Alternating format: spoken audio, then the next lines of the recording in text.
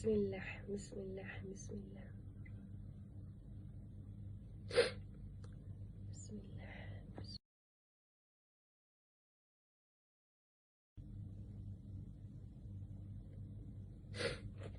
Allahumma salli ala Muhammad wa ala alihi wa sahbihi wa baraka wa sallam. Allahumma salli ala Muhammad wa ala alihi wa sahbihi wa baraka wa sallam. Allahumma salli ala Muhammad wa ala alihi wa sahbihi wa baraka wa sallam.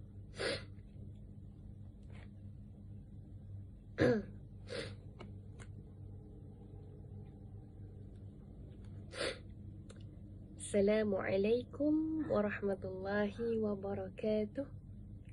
Allahumma salli ala Muhammad wa ala alihi wa sahbihi wa baraka wa sallam. Rabbi yassir wa la tu'assir.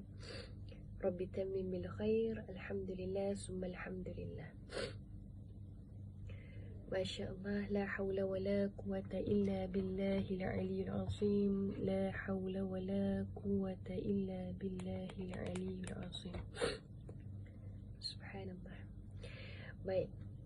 Masya Allah, la hawla wa la quwata illa billahil aliyyil azim. Tuan-puan, muslimin muslimat, Masya Allah, yang bersama-sama surau An-Nur fasa 3A Seremban. Masya Allah. Kita jemput masuk dulu semua tuan-puan, muslimin muslimat, ya, sebelum kita mulakan insya-Allah kuliah subuh kita pada hari ini secara atas talian insya-Allah. InsyaAllah, muhasabah bagi jiwa yang tenang. InsyaAllah hari ini kita akan bincang berkaitan tentang jiwa-jiwa yang tenang insyaAllah. Bagaimana kita nak muhasabah, kita nak ambil ibrah, kita nak tadabbur satu ayat insyaAllah untuk kita belajar untuk tenang-tenang sahaja. Tapi sebelum tu, subhanallah, saya dapat tengok ada bersama kita dengan Tuan Zainul Hadi, Masya Allah. Boleh tak respon suara saya jelas atau tidak sebelum kita mulakan insya-Allah sesi insya-Allah kita pada pagi ini. Ada tak yang boleh tolong respon suara saya jelas atau tidak? Subhanallah, Masya Allah, la hawla wa la quwata illa billah.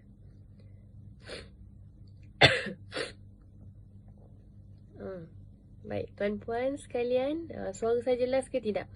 Ya, sebelum kita mulakan insya-Allah kuliah subuh kita pada pagi ini, ya. Boleh dengar tak suara saya? Alhamdulillah, masya-Allah. Baik, kita jemput masuk dulu insya-Allah, ya. Kita ajak juga ya rakan-rakan yang lain. Ya, insya-Allah kita tag rakan-rakan. Alhamdulillah, Puan Jaharah Ara ya bersama juga insya-Allah. Baik. Puan Jaharah ya, Tuan Zainun, suara saya jelas ke tidak ya? Boleh dengar tak? Ya, sebelum kita mulakan insya-Allah dengan tajuk muhasabah bagi jiwa yang tenang, masya-Allah. La hawla wa la quwata illa billahil aliyyil azim. Qala rabbi shrah li sadri wa yassir li amri wahlul 'uqdatam min lisani yafqahu qawli. Allahumma arzuqna fahman nabiyyin wa hifzal mursalin wa ilhamal malaikatil muqarrabin. Amin amin ya rabbal alamin lillahi ta'ala. Baik.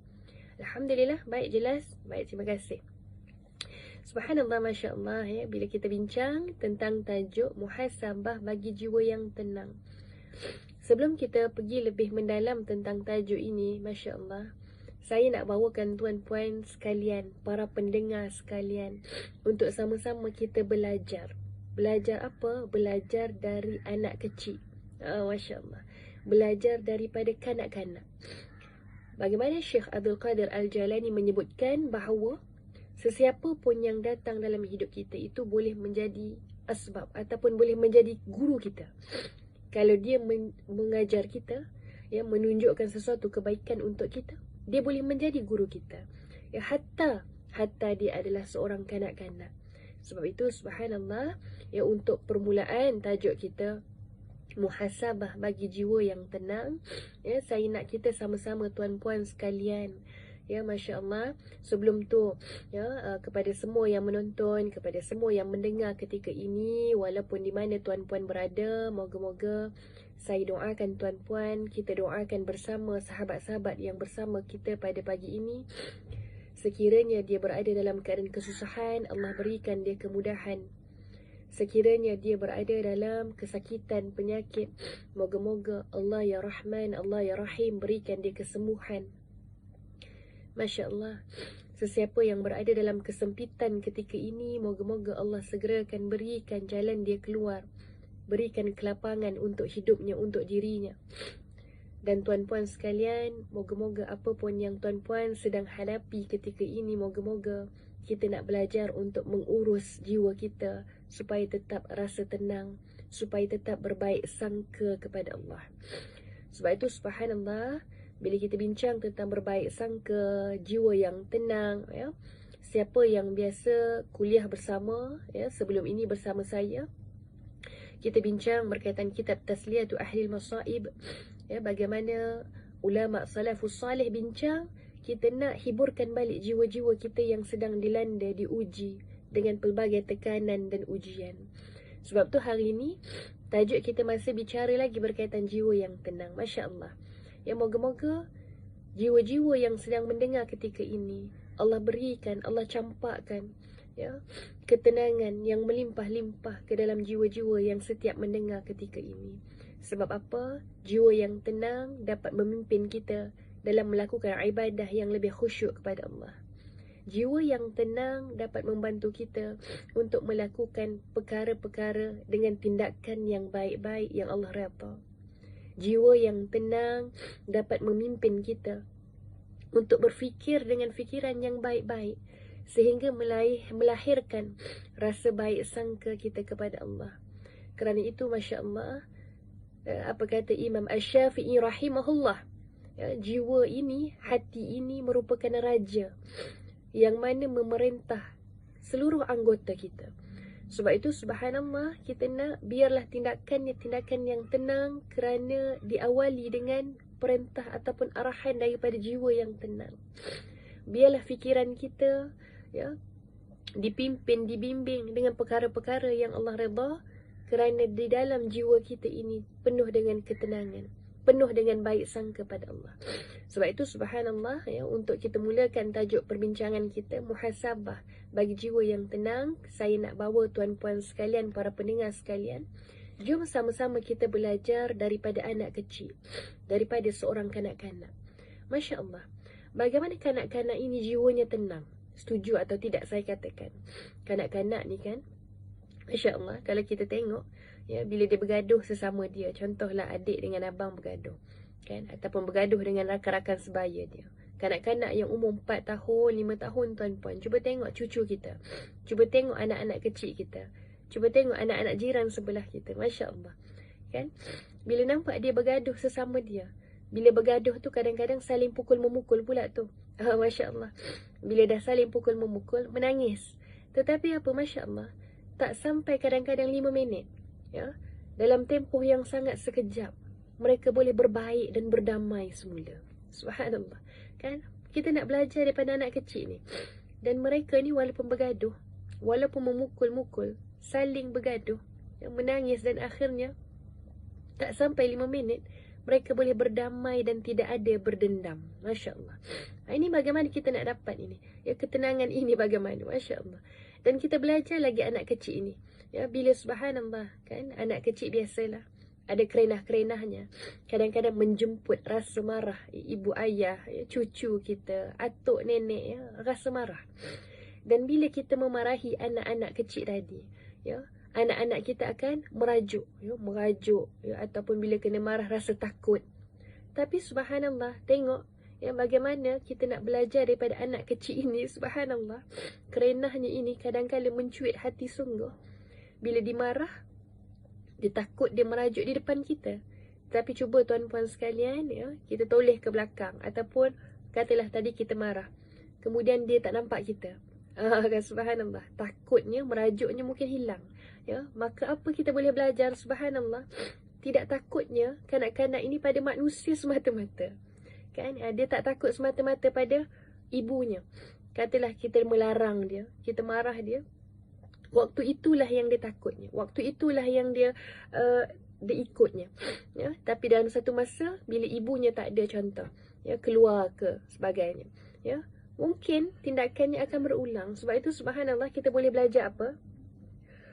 Bila kita meletakkan takut kita, pergantungan kita pada manusia, manusia itu juga terbatas. Manusia itu juga terbatas. Masya Allah. Kan? Ibu-ibu, ayah-ayah tak boleh nak kawal anak-anak tu 24 jam. Sebab itu Masya Allah. Jadi kita boleh belajar, ya, dari namanya kanak-kanak. Dan apa lagi Masya Allah, kita boleh belajar juga tuan-puan sekalian, tengok pada anak-anak, cucu-cucu kita. Kanak-kanak ini tadi kita kata bila bergaduhnya, berdamainya sekejap tidak berdendam. Kemudian Masya Allah, kanak-kanak ini bila kita puji tuan-puan, cuba tengok, ya, bila mereka buat kebaikan, dia buat baik, kita usaha untuk puji kebaikan dia. Kita usaha untuk raikan kebaikan dia. Maka apa yang mereka akan rasa? Mereka rasa suka, mereka rasa seronok. Tapi Masya Allah, pujian-pujian tadi tidak menjadikan kanak-kanak ini bangga diri, malah tidak jadi sombong. Masya Allah. Kan? Apa yang kita boleh belajar daripada kanak-kanak ini? Sebenarnya banyak benda tuan-puan sekalian. Jiwanya tidak ada pernah rasa ingin berdendam, tidak pernah nak rasa dirinya sombong.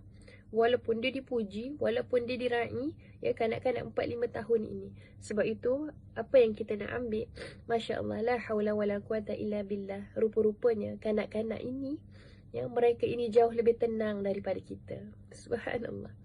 Sebab apa? Tak banyak benda yang difikirkan, ya, tak banyak benda yang dia nak fokuskan, ya, ada satu-satu perkara yang dia fokuskan dalam hidupnya. Sebab itu Masya Allah, ya, la hawla wa la quwata illa billah. Ya, apa yang kita boleh belajar dan boleh kita ambil daripada kanak-kanak ini tuan-puan sekalian, yang saya rasa Masya Allah, ya, permulaan ini yang saya nak ambil untuk kita sama-sama belajar insya Allah. Belajar dari namanya kanak-kanak, supaya kita tengok bagaimana kita orang dewasa, kita orang yang dah besar ni, ya, Masya Allah, kadang-kadang bila kita bergaduh ni tuan-puan, ya, tengoklah sekeliling kita. Kita ni berpotensi untuk bergaduh berlama-lama dan akhirnya menimbulkan rasa dendam dan tidak puas hati. Kan? Bagaimana kita nak tenang? Kita tajuk kita tadi ni apa? Muhasabah bagi jiwa yang tenang.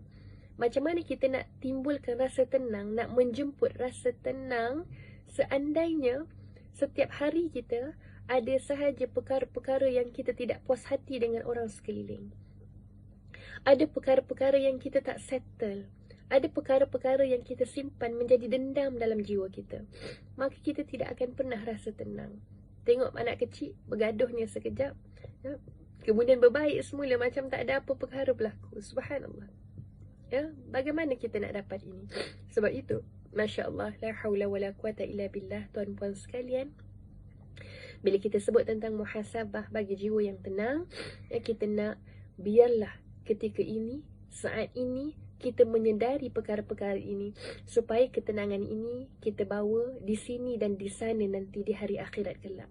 Sebab apa Masya Allah, ketika di dunia tuan-puan sekalian, ya, ada perkara-perkara kesalahan, perkara-perkara buruk yang kita lakukan secara sengaja atau tidak sengaja, secara sedarnya atau tidak sedar, secara kita buat kesalahan secara bila mana kita ingat atau bila kita lupa. Kita buat kesalahan secara terang-terang atau sembunyi-sembunyi hatta sekalipun tuan-puan, kita kena ingat perkara-perkara inilah rupa-rupanya yang mencari, yang mencabut rasa ketenangan dalam jiwa-jiwa kita saat ini. Sebab itu Masya Allah, la hawla wa la quwata illa billah, kita nak jiwa yang tenang supaya akhirnya kita sedar inilah yang kita nak dapat. Inilah yang kita nak dapat. Bagaimana disebutkan dalam Al-Quran, Allah menyebutkan kita nak nanti, ya, kita ini manusia yang kembali kepada Allah dalam keadaan jiwa yang tenang. Bagaimana maksud jiwa yang tenang? Dalam sambungan ayat Allah katakan apa? Iaitu bila mana kita redha ke atas Allah dan Allah redha ke atas kita. Masya Allah. Sebab itu subhanallah, kita nak moga-moga Allah pimpin, Allah bantu kita, Allah bimbing kita untuk mendapat ketenangan ini dan untuk muhasabahnya bagaimana saya nak bukakan ya pada hari ini dalam surah Az-Zumar. Tuan-puan sekalian, surah Az-Zumar, kita akan tadabbur sedikit surah Az-Zumar ayat yang ke-31. Masya Allah ya, kita akan ambil ibrah, kita akan tadabbur, kita akan muhasabah daripada ayat ini. Kita akan ambil 4 perkara insya-Allah yang kita boleh belajar bagaimana untuk menjemput jiwa yang tenang supaya kita ini tidak berlama-lamanya berdendam sesama manusia.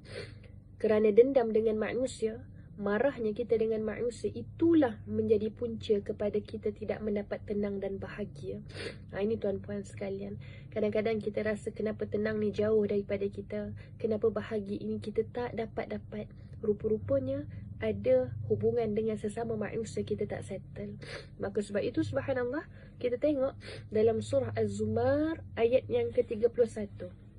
Siapa yang sedang menonton ketika ini di rumah ya, ataupun sedang siap-siapkan sarapan dan sebagainya, yang mana sempat insya-Allah buka Al-Quran, kita baca sama-sama insya-Allah ya, pada muka surat 461 tuan-puan sekalian, surah Az-Zumar, surah yang ke-39 ayat yang ke-31 insya-Allah.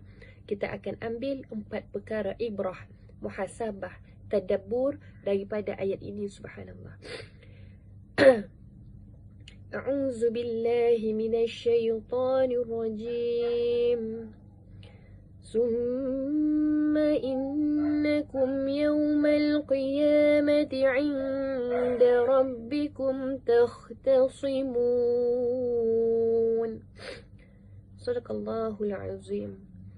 Baik, kita tengok sama-sama tuan-puan sekalian maksud daripada ayat ini. Surah Az-Zumar ayat 31. Summa innakum, kemudian sesungguhnya kamu, yaumal qiyamah, pada hari kiamat, inda rabbikum takhtasimun, akan berbantah-bantah, akan saling berbantah di hadapan Tuhanmu. Masya Allah ya. Bila sebut tentang ayat ini tuan-puan, apa yang kita nak ambil muhasabah, apa yang kita nak ambil ibrah, Masya Allah. Kita dah sebut tadi ya, jiwa yang tak tenang bila mana dia ada masalah hubungan dengan sesama manusia di dunia ini. Dan bila sebut tentang ayat ini, Masya Allah, ayat ini menerangkan pada kita berkaitan tentang berbantah-bantahnya kita, saling bertelingkahnya kita, saling bergaduhnya kita, bukan semata-mata di dunia. Di dunia kita saling bertelingkah, kita saling bergaduh, kita pun tak tenang tuan-puan.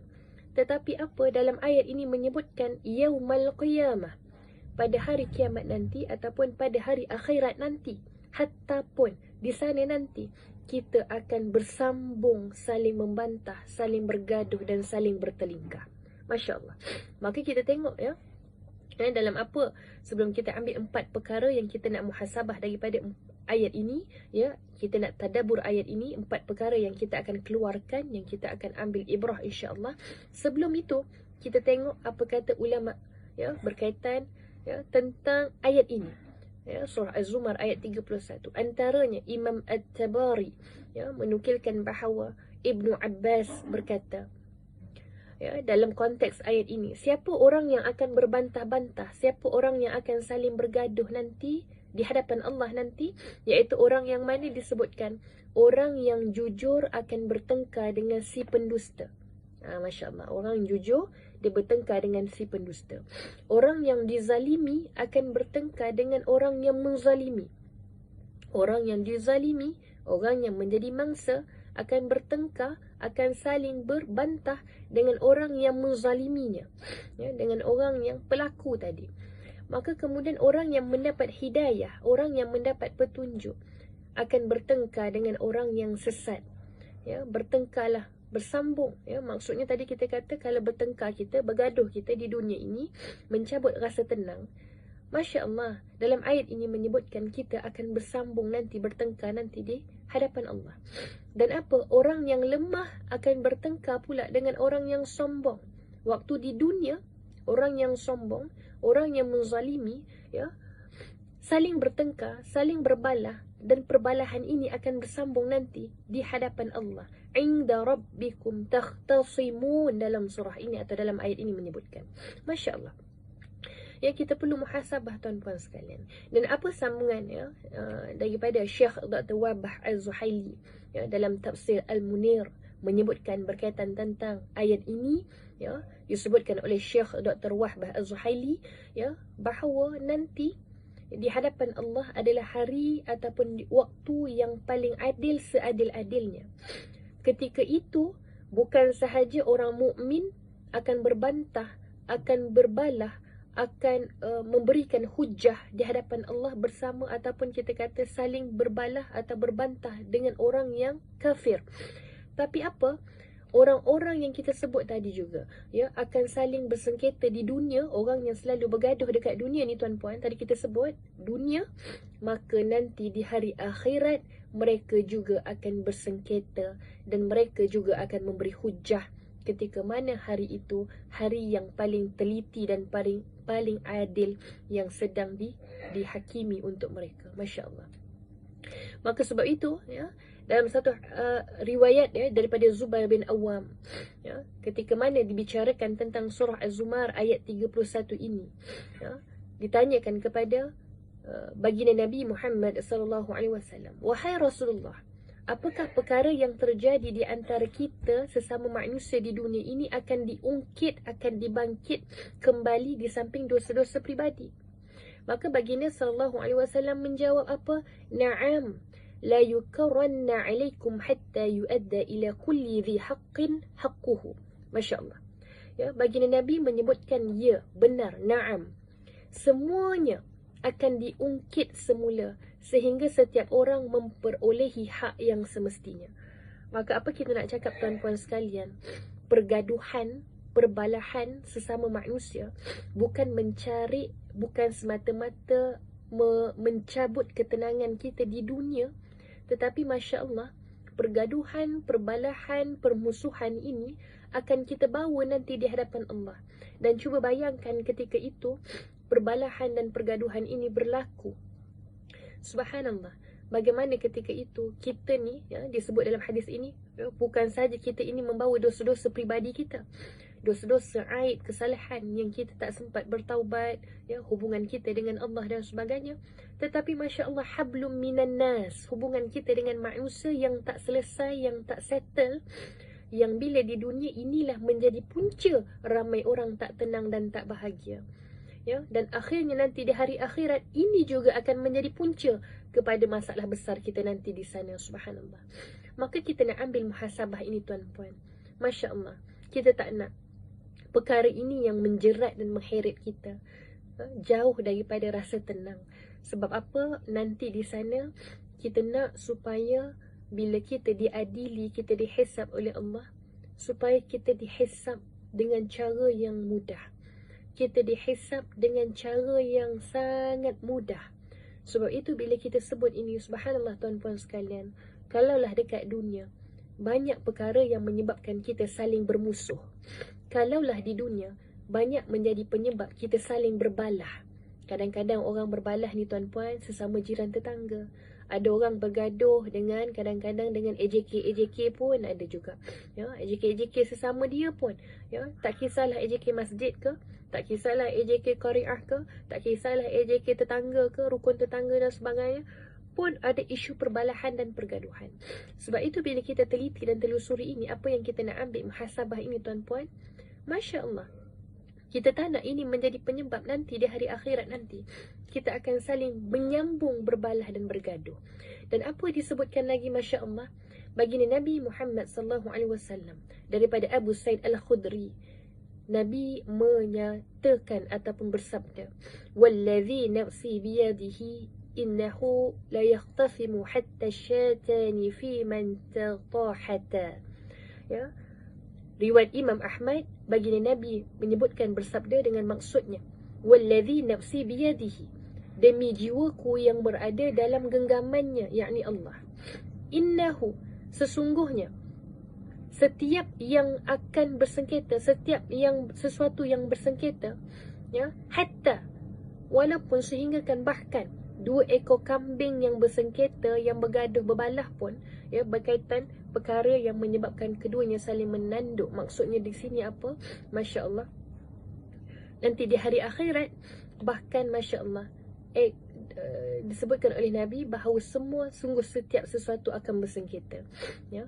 Bukan sahaja kita kata makhluk, bukan sahaja kita kata kita ni manusia, yang kita tahu manusia ni saling bergaduh, bersengketa dengan hal-hal urusan kecil pun boleh berbalah, apatah lagi hal-hal besar dan sebagainya, ya.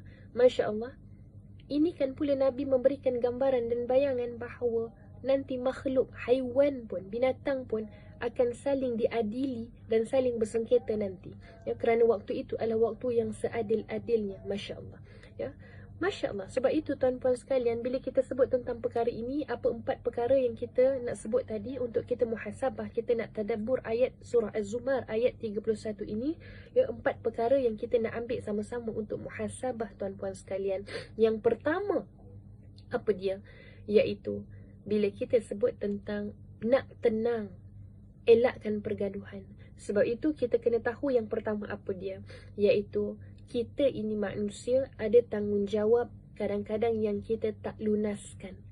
Ada tanggungjawab yang kita tak lunaskan, yang nanti mengheret kita akhirnya nanti di sana. Sebab itu nanti saling berhujah, ya. Bila ada orang yang melakukan kesalahan, melakukan maksiat, ya, melakukan perkara-perkara yang Allah tak redha, di hadapan Allah nanti dia akan berhujah, akan mengatakan bahawa apa? Tanggungjawab. Ya, ada orang sekian-sekian, ya. Contoh kalau yang tadi buat dosa, yang buat maksiat adalah anak kita, adalah cucu keturunan kita. Ya, bila nanti dia diadili oleh Allah pada hari yang seadil-adilnya, dia akan menyebutkan, sesungguhnya ibuku, ayahku yang bertanggungjawab tidak menjalankan tanggungjawabnya sebaik-baiknya, tidak memberikan, mengajarkan ataupun memberikan pendekatan ilmu agama kepada aku hingga aku terlalai hingga jatuh ke lembah jurang maksiat. Subhanallah. Sebab itu nanti di sana, di hari akhirat, semuanya manusia terutamanya akan saling berhujah, saling berdebat, saling berbatah, ya, untuk menunjukkan bahawa dialah yang betul ketika itu. Setiap hujah yang diberikan, maka Masya Allah, apa kita nak kata, kita tak nak nanti di sana ada satu sekatan untuk kita. Kerana itu yang pertama kita nak muhasabah daripada ayat ini. Apa dia tuan-puan? Ada tanggungjawab yang kadang-kala kita tak lunaskan, maka perkara inilah yang akan menjadi heret ataupun menjadi sekatan kepada kita. Sebab itu Masya Allah, bila sebut tentang tanggungjawab, kita tengok tuan-puan bersama peranan kita. Bila sebut tanggungjawab ini berkaitan diri kita. Apa peranan kita? Peranan kita sebagai seorang ibu, peranan kita sebagai seorang ayah, peranan kita sebagai masyarakat, peranan kita sebagai pemimpin, peranan kita sebagai majikan. Adakah kita sudah menjalankan tanggungjawab kita dengan sehabis baiknya? Kalau kita sebagai seorang ayah, adakah kita dah pastikan anak kita, isteri kita buat perkara-perkara yang Allah perintah, tutup aurat dan sebagainya, elak diri daripada dosa dan maksiat? Adakah tanggungjawab ini telah kita langsaikan atau tunaikan? Kita sebagai seorang ibu, bagaimana kita melunaskan tanggungjawab kita sebagai seorang ibu? Sebab kita tak nak nanti, bila nanti ada perkara-perkara yang berbangkit nanti, ya, inda rabbikum takhtasimun, berbangkit nanti, saling berbalah, berbantah di hadapan Allah, kita pun perlu memberi hujah. Apa hujah kita? Adakah tanggungjawab kita telah kita tunai dan lunaskan? Sebab itu ini yang pertama yang kita boleh muhasabah daripada ayat ini, berkaitan tentang tanggungjawab.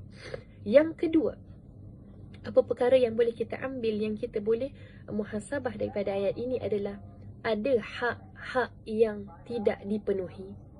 Masya Allah, ya, kita bimbang ada hak-hak yang tidak kita penuhi. Hak-hak ini adalah hak-hak orang-orang sekeliling yang di bawah jagaan kita. Sebab itu tadi kita pertama tanggungjawab. Tanggungjawab itu apa yang kita buat, apa tanggungjawab kita, peranan kita. Yang kedua adalah hak orang-orang. Adakah kita telah tunaikan hak-hak mereka? Kalau kita ini majikan, adakah hak-hak orang bawahan telah kita tunaikan dengan baik? Adakah kebajikannya telah kita tunaikan dengan baik? Kalau anak kita ini ibu ayah, adakah hak-hak sebagai seorang ibu ayah dah tunaikan kepada anak-anaknya? Masya Allah. Sebab itu kita tak nak sekiranya ada hak-hak yang kita tidak lagi tunaikan, tidak lagi penuhi, maka Masya Allah tuan-puan, perkara inilah yang akan menjadikan punca kepada perbalahan dan perdebatan kita nanti di hari akhirat. Dan apa lagi yang ketiga, Masya Allah, ya, ini juga kita nak sama-sama muhasabah, kita nak ambil sama-sama supaya ini menjadi ibrah pada kita, iaitu apa? Ada kesalahan-kesalahan, dosa maksiat yang kita buat, yang kita rahsiakan, kan? Sebab itu kadang-kadang kita rasa, oh, tak ada siapa yang melihat, tak ada siapa yang mengetahui. Tapi apa, bila kita makin buat dengan perkara-perkara dosa maksiat yang Allah larang, yang Allah murka, maka perkara itu kita buat secara rahsia-rahsia, tidak diketahui oleh makhluk, tetapi kita terlupa agaknya bahawa Allah itu maha melihat, Allah itu maha mengetahui, Allah itu maha mendengar. Maka apa? Nanti waktu kita dibangkitkan, kemudian kita dihisab amal kita, maka ketika itu Masya Allah, hujah-hujah yang kita akan berikan. Apa hujah-hujah yang kita akan berikan? Apa perkara yang kita akan bangkitkan? Apa perdebatan yang akan kita bawakan? Apa dalil-dalil yang kita akan bawakan? Sebab itu subhanallah, ya, ketika mana kita melakukan dosa secara sembunyi-sembunyi, ya, nanti dibuka satu persatu kesalahan kita, dosa-dosa kita, maka ketika itu jugalah manusia-manusia akan saling memberi hujah. Ketika itulah kita saling memberi hujah. Kita buat dosa kerana kita tak tahu, kita buat dosa kerana kita tidak diingatkan, sedangkan subhanallah berkali-kali kita diingatkan tentang perkara ini. Dan inilah kita nak kata, perkara ini juga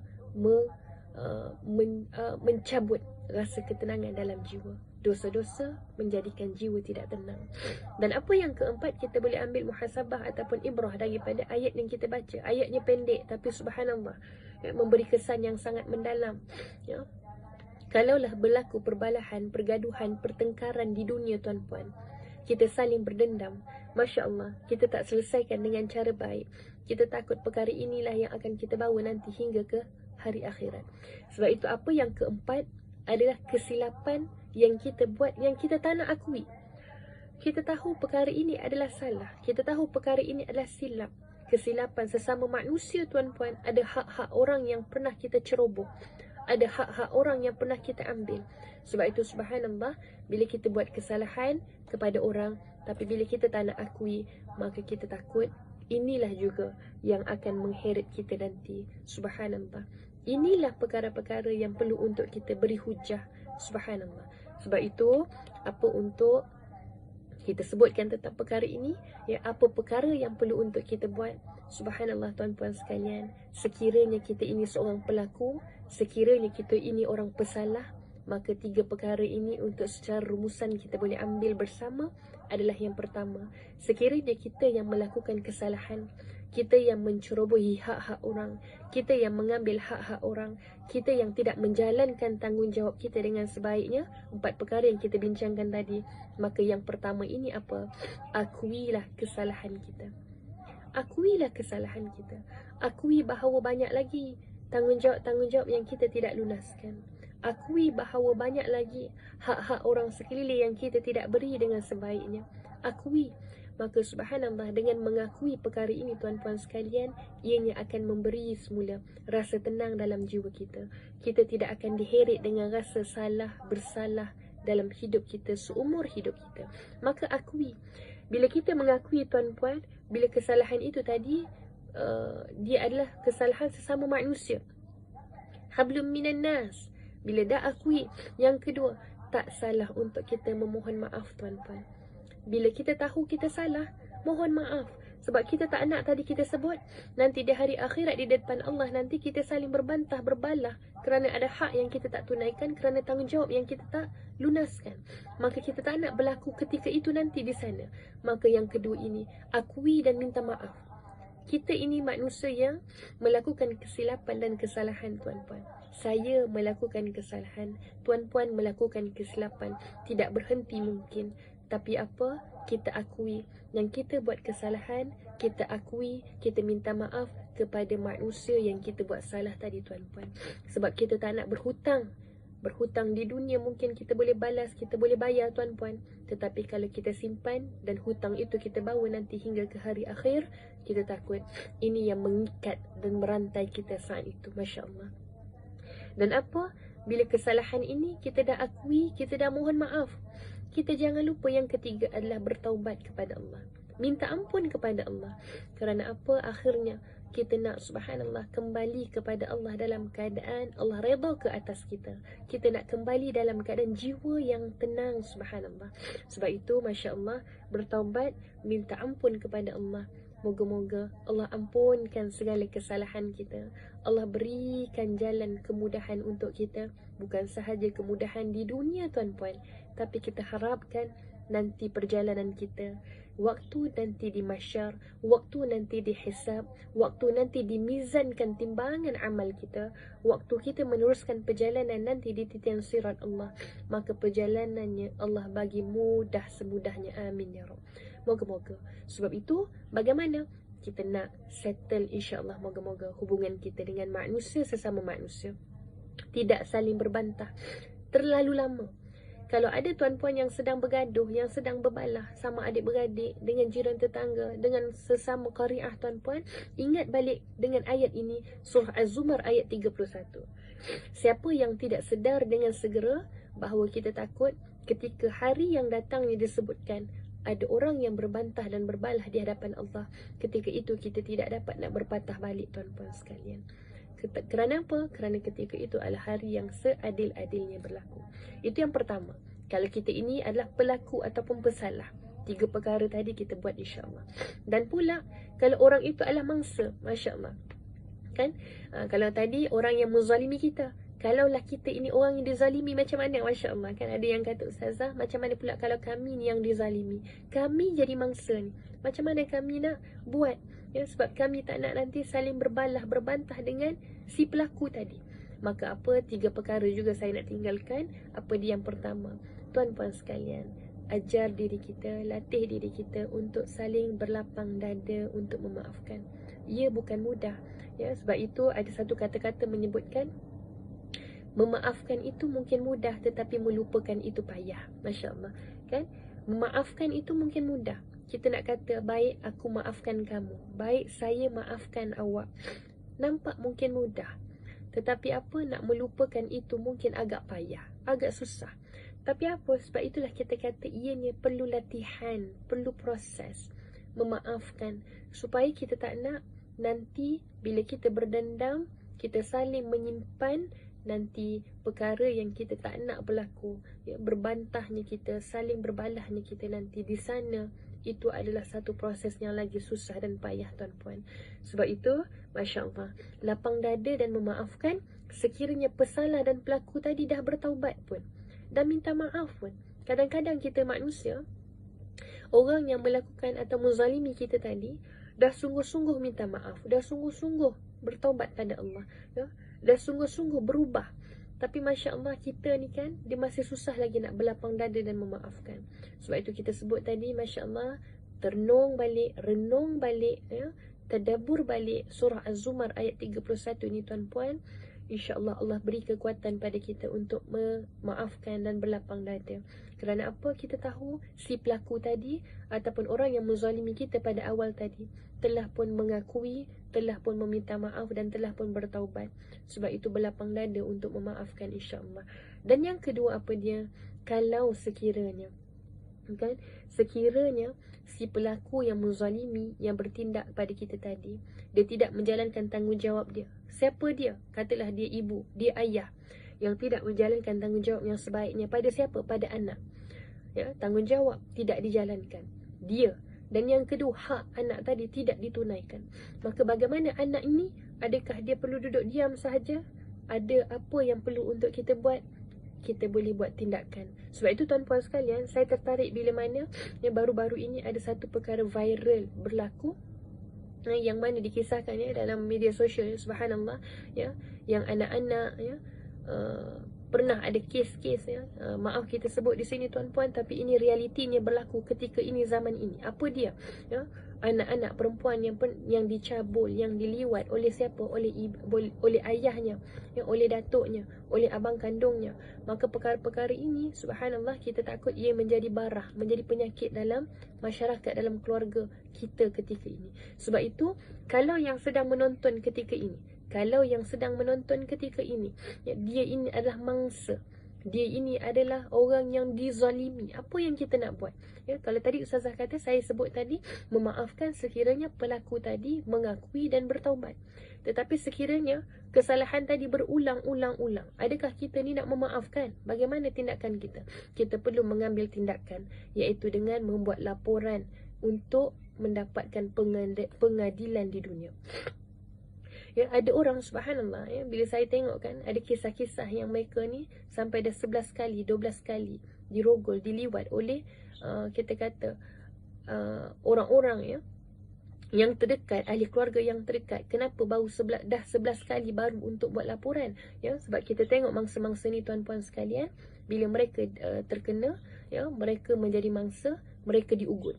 Bila mereka diugut, mereka dah tak tahan dengan keadaan tersebut, mereka mengadu pada orang terdekat, contohnya pada ibu. Ya, kalau dia menjadi pemangsa ataupun pelaku tadi adalah ayah, maka bila keadaan dia mengadu kepada ibu, ibu tak nak percaya. Bila dia mengadu pada nenek, pada atuk, tak nak percaya. Maka perkara ini menjadikan perbuatan tadi berulang-ulang dan berulang. Ini kita sebut tadi, hak tidak dipenuhi, malah tanggungjawab pula tidak ditunaikan. Sebab itu subhanallah, kalaulah kita ini dalam kalangan kita, dalam kalangan kerabat kita, dalam kalangan jiran tetangga kita, ada orang yang menjadi mangsa, apa yang perlu kita buat? Di dunia, kita perlu melaporkan, mendapat pengadilan, mendapat hak kita. Kerana apa? Kita kena ingat dan tahu tuan-puan sekalian, siapa pun pesalah yang nanti di hari akhirat dia tidak akan pernah terlepas. Di dunia mungkin dia terlepas. Di dunia mungkin ada orang yang bila dia diugut, dia takut nak membuat pengaduan, laporan dan sebagainya. Maka kes ni tertutup dan sebagainya. Tapi ingat, bila kita sebut dalam ayat ini, dalam surah Az-Zumar ayat 31, maka nanti Allah akan buka, ya, apa segala kesalahan yang kita pernah buat, ya, dalam buku-buku amal kita. Maka ketika itulah kita akan dihisap, kita akan ditanya, kita akan diminta beri hujah. Maka ketika itulah kita akan saling memberi hujah ketika itu. Sebab itu tuan-puan sekalian, kalaulah ya ada di kalangan kita yang menjadi mangsa, maka tuntun dia, bimbing dia untuk apa? Membuat laporan dan mendapatkan hak yang seadilnya di dunia. Walaupun sekiranya pelaku tadi terlepas, ingatlah bahawa nanti di hari akhirat dia tidak akan pernah terlepas. Dan apa yang ketiga, Masya Allah, untuk penutup ya, pada kuliah kita pada hari ini, kepada mangsa ya, yang mana dia menjadi mangsa yang haknya tidak ditunaikan, mangsa yang mana tanggungjawab peranan ya, orang-orang terdekat tidak dijalankan. Maka apa yang boleh kita buat? Rawat diri kita. Rawat diri dalam erti kata apa? Ya, Masya Allah tuan-puan sekalian, kalaulah kita berada dalam keadaan mangsa-mangsa yang tertentu, ya, bagaimana perasaan trauma mereka, bagaimana rasa ketakutan mereka itu sentiasa menghantui setiap saat, setiap hari. Sebab itu, rawat diri. Rawat diri dengan sibukkan perkara-perkara yang lebih bermanfaat, sibukkan dengan perkara-perkara yang lebih berfaedah. Jangan fokuskan diri kita kepada perkara-perkara yang menakutkan, perkara-perkara yang menyakitkan. Sebab itu kalaulah mangsa itu adalah isteri, menjadi mangsa kepada suami, menjadi mangsa kepada sesiapa pun, maka ingat, sibukkan diri kita dengan perkara bermanfaat, keluar daripada perkara-perkara yang menyakitkan, supaya kita tidak sering diselubungi dengan rasa ketakutan dan rasa trauma. Dan ingat tuan-puan sekalian, kita ada hak-hak yang boleh kita nak. Sebagai contoh, kalau isteri, kita rujuk kepada orang-orang berautoriti. Kalau anak-anak, kita rujuk juga kepada orang-orang berautoriti untuk mendapatkan pengadilan. Kalau suami pun, kan kadang-kadang ada isu juga, suami juga didera. Maka suami ni bagaimana? Suami pun cari jalan untuk kita dapatkan hak ataupun pengadilan yang sepatutnya. Sebab itu subhanallah, ini kita sebut muhasabah diri kita untuk dapatkan jiwa yang tenang insya-Allah. perkara-perkara inilah yang menghambat diri kita daripada jauh rasa tenang, insyaAllah. Jadi saya rasa ya, insyaAllah untuk kita tadabbur surah Az-Zumar ayat 31, yang 4 perkara yang kita bincang tadi tuan-puan sekalian. Subhanallah, masya-Allah, la haula wala quwata illa billah. Moga-moga ada sesuatu yang kita dapat dan bermanfaat. Ya, terima kasih ya Tuan Abdul Rahman, Puan Hasnah Ramli, ya, Tuan Rizal Sanuddin, Puan Hanita Hamid, ya masya-Allah. Ya, masya-Allah ya, Tuan Muhammad Saleh, Tuan Buang Sidik, subhanallah. Ya, Tuan Muhammad Ruzaman, ya masya-Allah, dan semua yang menonton bersama kita ketika ini, subhanallah ya. Baik, dan juga terima kasih juga saya ucapkan ya kepada penganjur, iaitu Surau An-Nur Fasa 3A Bandar Seremban Selatan, insya-Allah, yang konsisten dan istiqamah menjalankan kuliah ya secara atas talian dan juga secara fizikal. Dan hari ini kita bincang surah Az-Zumar ayat 31 dengan tajuk untuk kita muhasabah, ya, mendapatkan ataupun mendapatkan jiwa yang tenang. Subhanallah. Jadi moga-moga kita dapat sesuatu tuan-puan sekalian.